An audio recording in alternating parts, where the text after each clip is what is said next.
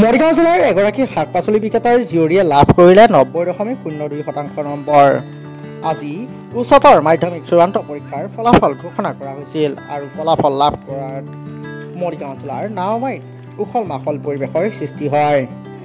মৰিগাঁও জিলাৰ নাওমাইৰ এগৰাকী শাক পাচলি বিক্ৰেতাৰ জীয়ৰীয়ে লাভ কৰিলে 90.02% নম্বৰ। শাক পাচলি বিক্ৰী কৰি জীৱন নিৰ্বাহ কৰা এগৰাকী পিতৃৰ জীয়ৰী জিলিনা বেগমে লাভ কৰিলে এই নম্বৰ। জিলিনাক পঢ়ুৱাবলৈ পিতৃয়ে কৰা কষ্টৰ মূল্য দিলে জিলিনাই আৰু সেই হেতুকে মৰিগাঁও জিলাৰ ১ নং নাওমাৰীত এতিয়া উৎসৱমুখৰ পৰিৱেশৰ সৃষ্টি হয়।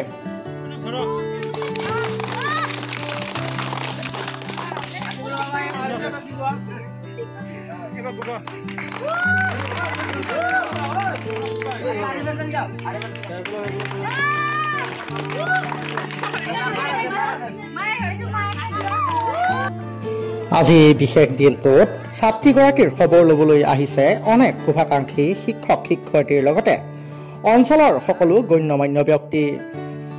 নাম মিছ জিলিনা বেগম, মোৰ ঘৰ নাৰামাৰী। মই মৰিগাঁও জ্ঞানদীপ হায়াৰ ছেকেণ্ডেৰী স্কুলৰ ছাত্ৰী। এইবাৰ মই দ্বাদশ শ্ৰেণীৰ চূড়ান্ত এক্সামত 90% পৰীক্ষাৰে উত্তীৰ্ণ হৈছোঁ। মোৰ বহুত ভাল লাগিছে। ভৱিষ্যতত মই এজনী প্ৰফেচাৰ হ'ম বুলি ভাবিছোঁ। মই এতিয়া মৰিগাঁও মহাবিদ্যালয়ত পঢ়োঁ। মোৰ 90.2। মই ইংলিছত 84 পাইছোঁ, আকৌ আছামিছত 88, আকৌ জিঅ'গ্ৰাফীত 96, আকৌ পলিটিকেলত 94, আকৌ এন্থ্ৰপলজিত 89 আৰু ইকনমিক্সত 83। তাহাঁতকো অশেষ ধন্যবাদ জনাম। তাহাঁতৰ কাৰণে মই এনেকুৱা পৰীক্ষাত উত্তীৰ্ণ হ'ব পাৰিছোঁ। ঘৰতো সহায় কৰিছে, সেইকাৰণে মাজে মাজে ফোনতো সহায় কৰিছে। যেতিয়া মোৰ অলপ সমস্যা আছিলে তেতিয়া মই ফোন কৰি কিনে সুধিছোঁ, কৈ দিছে।